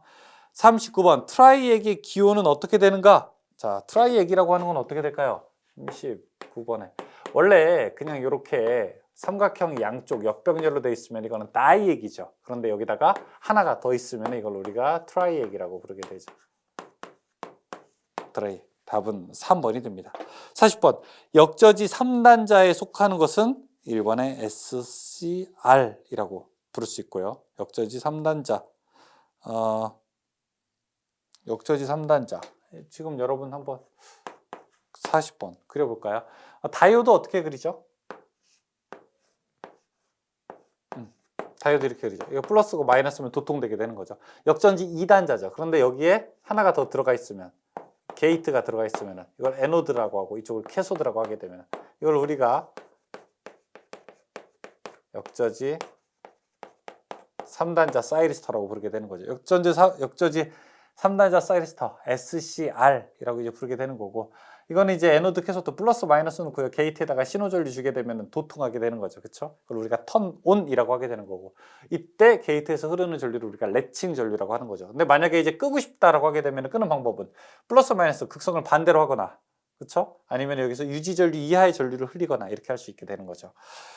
다음에 41번. 전파 정류 회로에 브릿지 다이오드 회로를 나타낸 거다. 자, 왼쪽, 오른쪽 어떻게 되겠는가 물어보는데, 41번에는 이제 그림을 좀 자세하게 보게 되면은, 자, 이렇게 되어 있어요. 이 왼쪽이 입력하는 쪽이 교류가 되는 거고, 그 다음에 이렇게 다이아몬드 모양의 브릿지 회로를 만든 다음에 이 오른쪽이 나가는 곳이 여기가 직류가 되는 거예요. 이쪽이 플러스가 이쪽이 마이너스가 되는 거예요. 그러니까 여기가 이제 직류가 되는 거죠. 그럼 이때 다이오드의 배치가 어떻게 돼야 되느냐? 다이오드 화살표가 한 방향으로만 가면 됩니다. 자, 이렇게. 자, 이렇게 좌에서 우로. 그러면은 여기 플러스일 때는 쭉 가서 플러스 이렇게 가서 플러스가 되고, 여기 마이너스일 때는 마이너스는 이렇게 가서 가고, 얘가 마이너스일 때는 이렇게 위로 가서 이쪽으로 내려가고, 얘가 플러스일 때는 이렇게 가서 가게 되니까 직류가 나오게 되죠. 그래서 화살표가 이렇게 왼쪽에서 오른쪽으로 한쪽 방향을 향하게 되면 됩니다. 그림 1, 2, 3, 4 중에서 한쪽 방향이 나와 있는 거 몇 번? 1번밖에 없죠. 답은 1번이죠. 40번. 다음 중 자기 소호 기능이 가장 좋은 주소. 그러니까 자기가 끌 수도 있고 자기가 켤 수도 있는 거. 이거는 뭐죠? 이거는 하나, 이것만 기억하면 되죠. GTO다 기억하시면 되겠습니다. 어때요? 쉽죠? 자, 여기까지 우리가 전기기기 문제도 풀어봤습니다. 전기기기는 막 계산해야 될 게 별로 없어요. 그쵸? 하지만 개념을 알고 가야 되는 것들은 조금 있죠. 이런 것들을 한번 쭉 정리해 보시기를 바라겠습니다. 설명 여기까지 마치고 잠깐만 쉬었다가 이제 마지막 과목 전기 설비 풀어볼게요. 잠깐 쉬었다 하겠습니다. 여러분 강의 잘 보고 계신가요? 이제 마지막 전기 설비 남게 되었습니다. 전기 설비에서 총 45개의 문제를 풀어보게 될 텐데요. 이 전기 설비는 물론 전기 이론이나 기기보다는 조금 심리적으로 우리가 편안한 강의라고 할 수 있어요. 하지만 전기 설비는 그 대신에 여러분들이 45개 다 맞춰야 돼요. 알았죠? 지금부터 45개 저와 함께 풀어볼 텐데 한 번에 다 맞추지는 못하겠지만 두 번, 세 번 볼 때, 좀 반복해서 볼 때에는 다 맞춰야 해요.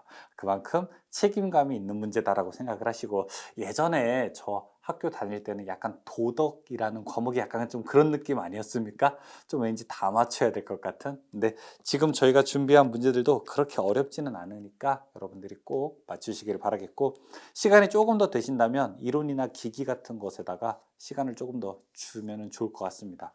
제가 이제 이런 교육을 하다 보면, 사실은 제가 지금 하고 있는 교육이 자격증 교육인데, 자격증 교육을 하다 보면 이런 말씀을 하시는 경우들이 좀 있어요. 아유, 뭐하러 그렇게 열심히 해? 혹시 옆에 분들이 막 이렇게 우리가 저기 다른 분 일에 이렇게 참견하기 좋아하시는 분들이, 아유, 뭐하러 그렇게 열심히 해? 100점 맞아도 합격이지만 60점 맞아도 합격인데 뭘 그렇게 자격증 시험을 열심히 해? 뭘 그렇게 죽을 둥 살 둥 열심히 해? 이렇게 하시는 분들이 있어요.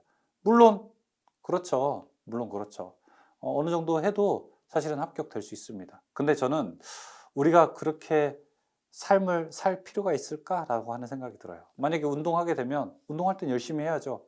뭘 그렇게 열심히 해요? 예를 들어 저기 앞에 조기 축구에 나가면은 뭘 그렇게 열심히 해요? 어차피 축구 선수 될 것도 아닌데, 뭐뭐 할 것도 아닌데, 뭐뭐 할 것도 아닌데, 내가 나가서 선수할 것도 아닌데, 공부해서 대학교 갈 것도 아닌데, 공부해서 자격증 일찍 할 것도 아닌데, 뭐뭐 할 것도 아닌데, 이렇게 우리가 달다 보면, 공부 그러면 뭐 하러 해요? 공부해서 무슨 뭐 일확천금을 얻을 것도 아닌데, 그렇게 생각하지 마시고 이왕 하는 김에 이렇게 생각해 보면 어떨까요? 이왕 하는 김에 내가 에너지를 한번 최대한 투입을 해서 이왕 하는 김에 한번 높은 점수 맞아보자. 이왕 하는 김에 조금 더 시간도 많이 투자하고 내 집중력도 조금 더 많이 투자를 해서 이왕 하는 김에 이 전기에 대한 기본을 한번 더 좀 다듬어 보자. 그러면은 이 다음에 그것보다 더 높은 차원의 공부를 할 때, 혹은 다음에 현장에서 비슷한 일을 만나게 될 때 공부를 많이 한 분은 당연히, 이왕 한 김에 많이 한 분들은 당연히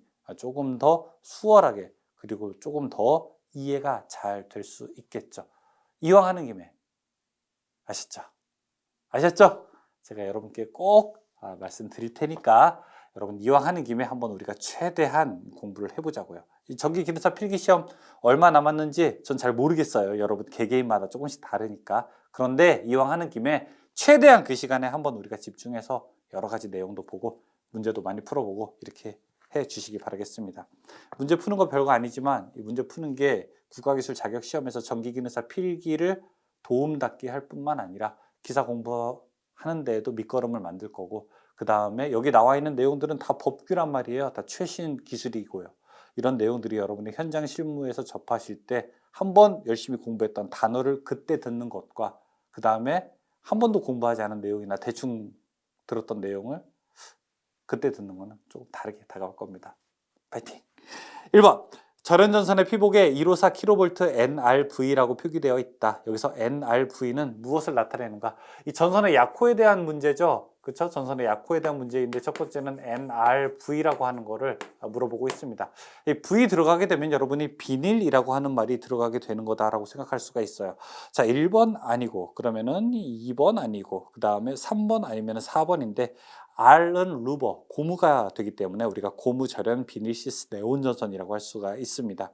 그 다음에 형광등 전선은 우리가 FL이라고 할 수 있고, 이 4번 폴리에틸렌 절연 비닐시스 네온 전선은 NEV라고 대답할 수가 있습니다. 답은 3번이 되죠.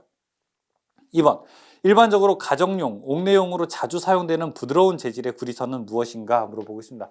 이 구리선 물어볼 때는요, 두 개가 나와요. 하나는 경동선을 물어보고요. 또 하나는 연동선을 물어보게 됩니다. 연동이 전기적 저항은 조금 더 작게 됩니다. 경동이 55분의 1인 반면 연동은 58분의 1이 되는 거예요. 경동선은 좀 딱딱하다라고 하는 느낌이 있고 연동선은 조금 부드럽다라고 하는 느낌이 있게 되죠. 부드럽기 때문에 옥 내에서 사용을 하게 되고 경동선은 옥 외에서 사용을 하게 됩니다. 여기 2번은 그래서 연동선 대답할 수 있어요. 3번 인입용 비닐 절연전선을 나타내는 약호는 무엇인가 물어보고 있습니다. 인입용 비닐 절연전선이라고 하는 것은 여기 전주에서 우리 집이 있게 된다면 우리 집으로 이렇게 내려오는 선, 이걸 우리가 인입용 비닐 절연전선 DV선이라고 말을 하게 됩니다. 답은 3번이 되죠. 4번 합성수지제 가요전선관의 호칭에 포함되지 않는 것은 무엇인가? 합성수지제 가요전선관은 14, 16, 22, 28, 그 다음에 36 이렇게 넘어가게 되는데 3번에 32는 없어요. 답은 3번이 해당됩니다. 5번 다음 중 내열성 PVC 전선의 최고 허용 온도는 무엇인가?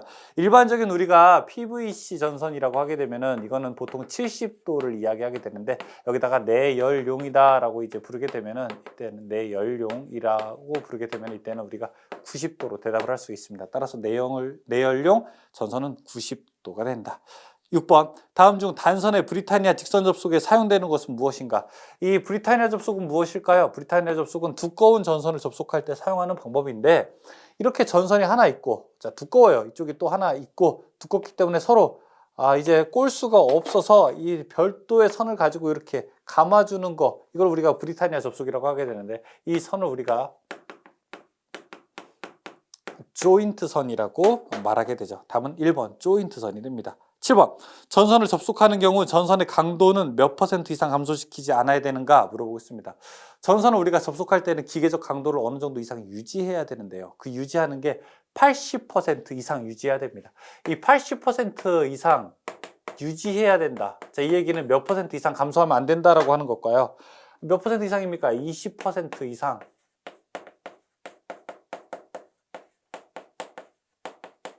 감소하면 안 된다. 이렇게 대답할 수 있게 되죠.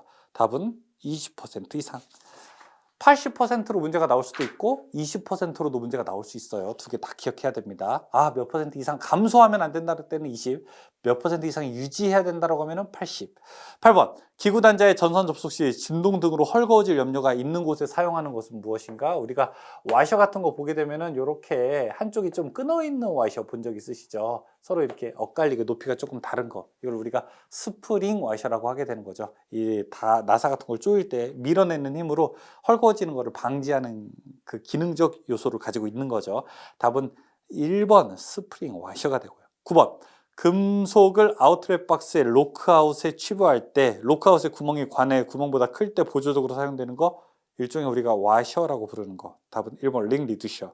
10번 O형 압착 터미널의 전선 규격을 잘못 표기한 것은 O형 압착 터미널, 압착 단자 얘기하는 건데 O형이라고 하는 것은 이렇게 동그랗게 되어 있는 거, 이렇게 되어 있는 걸 우리가 압착 터미널이라고 부르게 되죠. 자, 이때 규격은 우리가 보통 뭐 부르는 거 이런 거 있어요. 1.2544. 1.25라고 하는 건 어떤 겁니까? 여기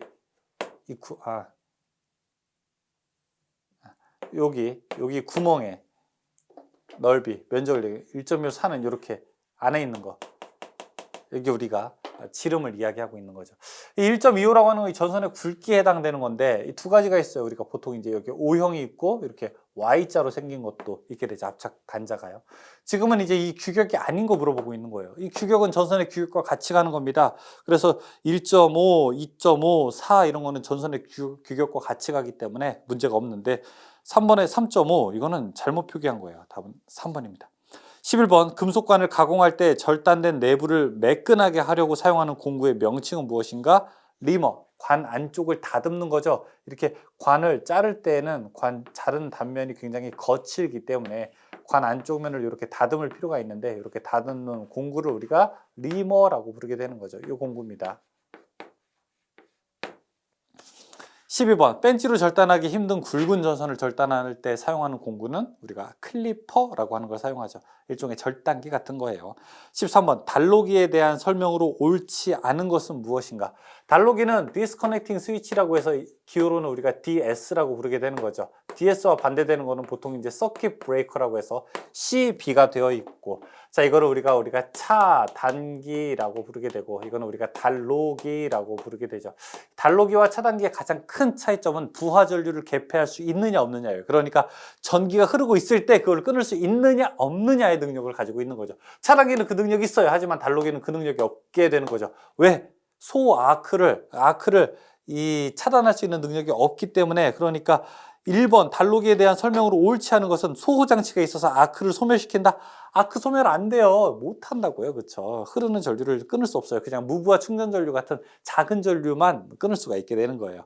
1번이 잘못된 거예요. 14번 지선의 중간에 넣는 애자는 무엇인가? 자, 14번 문제는 이렇게 전주가 있고 이 전주 흔들리지 말라고 이 대에다가 고정시키는 게 바로 이제 지선인데, 이 지선에다가 설치하는 이 중간에 놓는 애자가 있어요. 이게 동그랗다고 해서 뭐 구형 애자라고도 부르게 되는데 보통 이제 지선 애자라고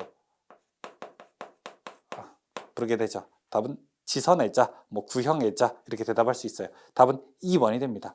15번 비교적 장력이 적고 타 종류의 지선을 시설할 수 없을 때 사용하는 거. 자, 이렇게 보통 내리는 게 보통 지선이고요. 근데 이제 좀 좁다, 간격이 조금 좁다, 위치가 조금 협소하다라고 할 때는 이렇게 완금을 놓은 다음에 지선을 이렇게 우리가 어떻게 할까요? R자 모양으로 이렇게 놓는 경우도 있습니다. 이걸 우리가 궁지선이라고 부르게 됩니다. 궁지선. 조금 좁을 때 사용하는 거죠. 16번 금속 전선관의 종류에서 후광 전선관 규격이 아닌 것은 후짝, 박홀 이렇게도 우리가 배우게 된 적이 있는데, 그쵸? 후광 전선관은 짝수가 돼야 되거든요. 그래서 16, 22, 28, 36, 42 이렇게 넘어가게 되는데 19는 없어요. 17번 삽성 수지관 상호 및 관과 박스는 접속 시에 삽입하는 기폐를 관 바깥 지름의 몇 배 이상으로 해야 되는가 물어보고 있습니다.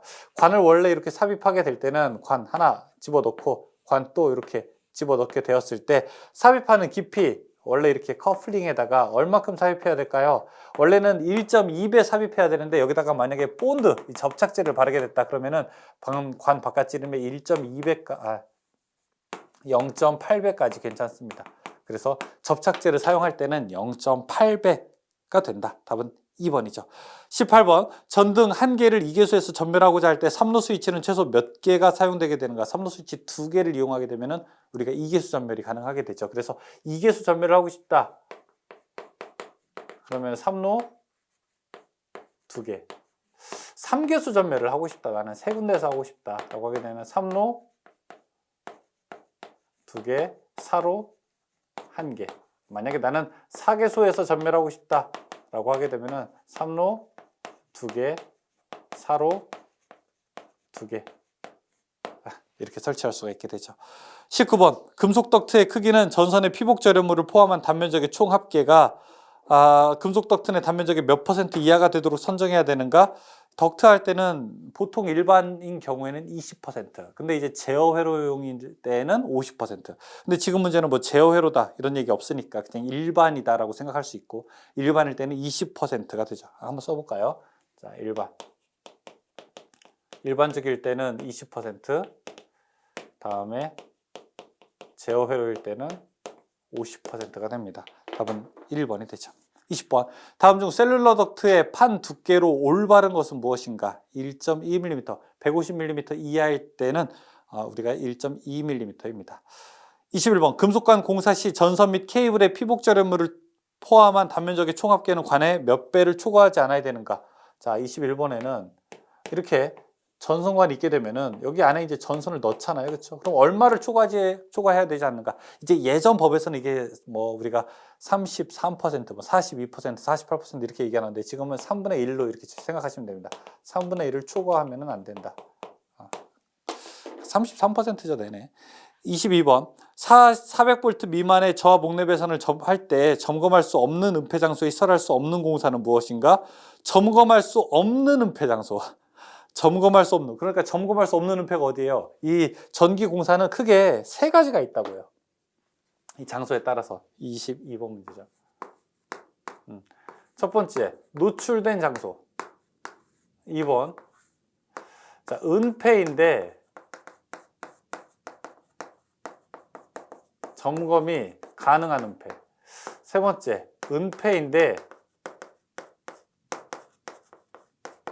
점검이 불가능. 노출된 거는 뭐죠? 딱 눈에 보게 되면 노출된 거예요. 여러분 이 칠판, 이거 노출된 장소죠. 여기다가 전기 배선하는 거, 천장에다가 그냥 보이는데 하는 거, 바닥에다가 이렇게 보인다는 거. 두 번째, 점검 가능한 은폐, 이중천장, 뭐 뚜껑 같은 거 열고 그 안에 보면은 이제 할 수 있어요. 예를 들어 우리가 집에 이제 이중천장 구조 같은 거, 사무실 이런 거는 우리가 텍스 구조로 되어 있는 거는 다 점검 가능한 은폐죠. 점검 불가능한 은폐, 벽 속에 있어요. 막 콘크리트 벽 안에 있어. 이런 거 점검 불가능한 거죠. 지금 문제는 점검할 수 없는 은폐 장소예요. 요거예요. 3번. 여기에 공사할 수 없는 애가 누구냐? 자, 1. 합성 수지관. 1번 금속관, 2번 합성 수지관, 3번 플로어 덕트, 바닥에 있는 덕트 이런 거 다 점검할 수 없는 거 맞아요. 근데 3번에 몰드.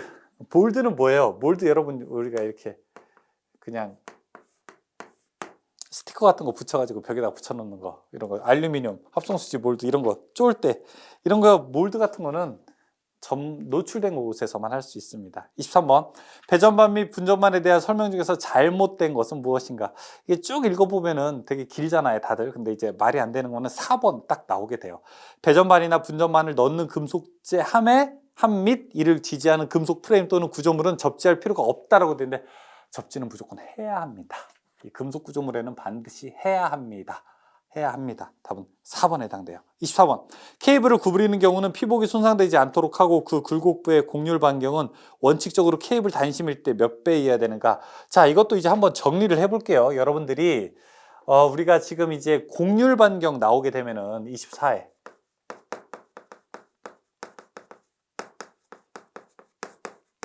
곡률 반지로 나오게 되면 일단 무조건 그냥 일반적일 때는 6배예요. 근데 그 이외가 2개가 있다고요. 첫 번째, 가요전선관이 시설과 제거하는 것이 자유롭다 하게 되면 조금 완화해서 3배가 되는 거고, 케이블인데 케이블이 단심이다 라고 하게 되면 이때는 강화돼서 8배가 됩니다. 그러니까 일반적으로 우리가 곡률 반지를 물어보게 되면 무조건 몇 배? 6배가 되는데, 이때 가요전선관인데 시설과 제거하는 것이 자유롭다라고 하면 몇 배? 3배고, 케이블인데 단심이다라고 하면 8배로 가게 되는 겁니다. 자, 이거는 케이블인데 단심이니까 8배. 답 4번이 되죠. 3번이 되죠. 25번. 화약고 등의 위험 장소에 배선공사에서 전로의 대지전압은 몇 볼트? 화약 저장하는 곳은 300볼트. 그 다음에 공연장 있는 데는 400볼트. 26번. 지중 또는 수중에 시설하는 양극과 피방식체 간의 전기 부식 시설에 대한 설명으로 틀린 것은 무엇인가? 전기 부식을 방지하는 시설을 우리가 이걸 가지고 전식 방지 시설이라고 부르기도 합니다. 전식 방지에 대한 것들 1번 사용자라면 직류 60V를 초과일 것, 직류 60V 초과일 거 아니에요. 일정하게 낮은 전압을 사용하게 됩니다. 정기적으로 안전해야 되니까요. 60V 이하일 것 이렇게 들어가야 됩니다. 답은 1번이 잘못됐어요. 27번. 조명용 백열전등을 숙박업소에 설치할 때나 현관등은 최대 몇 분 이내에 소등되는 타임 스위치를 있어야 되는가? 일정 시간 이후에 꺼지는 스위치가 우리가 타임 스위치죠. 타임 스위치는 언제 꺼져야 됩니까? 주택이나 아파트 같은 경우 개인 집일 때는 3분 이내에 소등되어야 되고, 그 다음에 호텔 같은 데에는 1분 이내, 숙박업소에서는 1분 이내에 소등돼야 되겠죠. 지금은 숙박업소 물어보고 있는 거니까 1분 이내에 소등돼야 된다. 대답해야 되겠죠. 28번. 지중해 매설되어 있는 금속재 수도관로는 접지공사의 접지극으로 사용할 수 있다. 이때 수도관로는 대지와의 접지 저항치가 얼마여야 되는가? 대지와의 접지 저항치가 수도관로를 사용하게 될 때는 3옴 이하여야 된다. 29번. 큰 고장전류가 접지도체를 통하여 흐르지 않을 경우 접지도체의 최소 단면적은 구리일 때는 어떻게 해야 되는가? 구리일 때는 우리가 6스퀘어 이상을 사용하게 됩니다. 답은 2번이 되겠지. 2번 접지도체는 6스퀘어 이하일 때는 무조건 다 6스퀘어가 됩니다. 30번.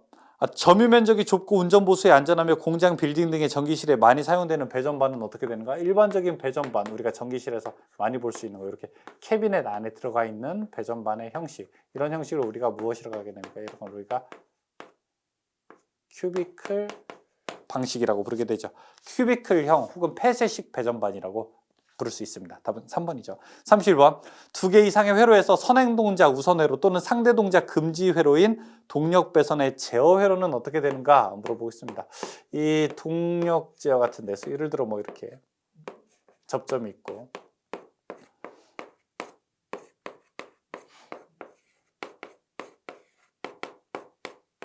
내가 동작할 때는 너는 동작하지 마. 내가 동작할 때는 너는 동작하지 마. 이렇게 하는 거 우리가